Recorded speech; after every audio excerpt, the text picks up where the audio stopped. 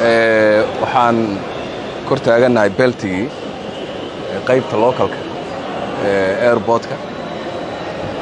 sida ii muuqata ma shaqaynayo mashiinkan waana mashiin wakhti hore la keenay waana fadhiyaa kaas kalena waa sidoo kale waa shaqaynayaa laakiin waa oldi asna kuwa internationalkan soo marnay qaybta internationalkana waa sidan oo kale marka wasiir waxaan faraynaa mashiinadan in la bedelo oo shaqeeyaan ciddii ku shaqale waa in amar la siiyaa waa in mashiinadan airportka ay si sax u shaqeeyaan oo joogsi lahayn within 2 weeks waan ku soo noqon doonaa meeshan waxaan rabaa kuwan bashiiradan oo cusub oo shaqaynaya inay meeshan imaadaan waa qodobka labaad xamaamyada waan soo maray iyo nadaafadda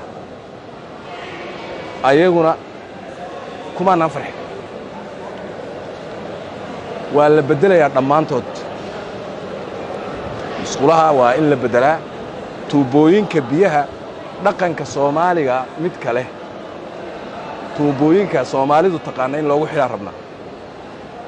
walaalahan way mahadsan yihiin istanbul sida loogu xidho halkan loogu xidhi maayo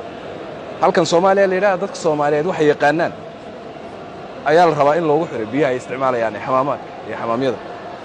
tuubooyinka wejidhaqa dhammaantood waxaa waaye waxaa galay maxaan ku dhahaa daxal baa galay way daxalaysteen mid shaban iyo mid midabkii ka beddelmay oo ebera waayo waxaan rabnaa in la beddelo kulligood dhammaantood nadaafadda dhulka iyo derbiyada iyo meesha waxa yaalaay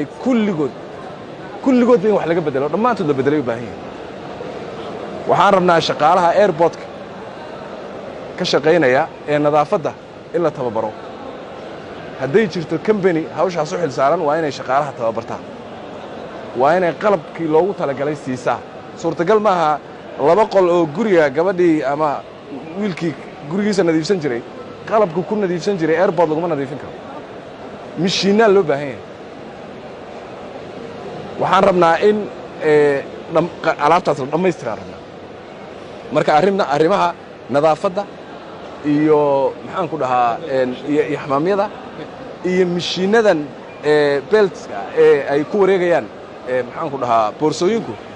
labaduba airportka waxaad moodaa inaysan intaas ka badan lama sii dulqaadan karo waxaan ku yimid anigu dareen shacab oo ay ka soo calaacaleen meeshaas ayaan saaka u imid inaan soo fiiriyo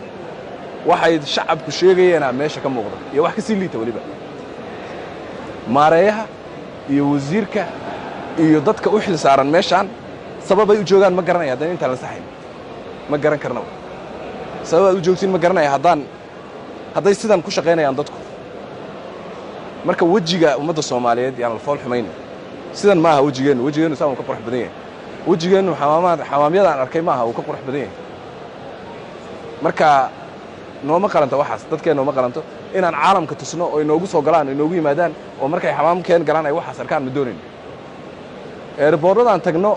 inagu ka degno siday u egyihiin inay keenu ekaadaan waay inay keenu ekaado waay marka arrintaas waa waajib mishiinada iyo iskaanada hadda iskaanada aan soo marnay oo dhan waxaa waaye waa kulligood waa one single view adduunku hadda uu ka gudbay taas marka waxaan u baahannahay kuwaasna inay isbeddelaan aan u baahannahay si amniga iyo habsami socodka muwaadiniinta safarkoodu si uu sax u noqdo amnigana loo sugo marka waa in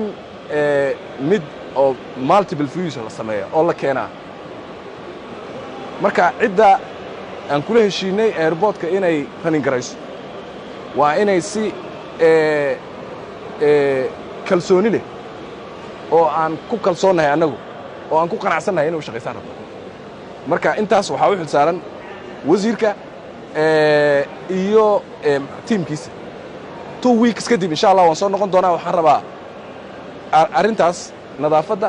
iyo beltiskaana horta isbeddelay in loo imaado arrinta mishiinadana sidoo kale waxaan rabnaa in ayadoo shaqo ka socoto inaan nimaado